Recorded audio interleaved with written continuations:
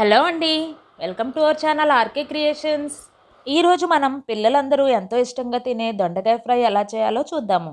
దీనికోసం ముందుగా దొండకాయ ముక్కలను సన్నగా కట్ చేసుకొని అందులో ఉప్పు వేసుకొని బాగా కలుపుకోవాలి.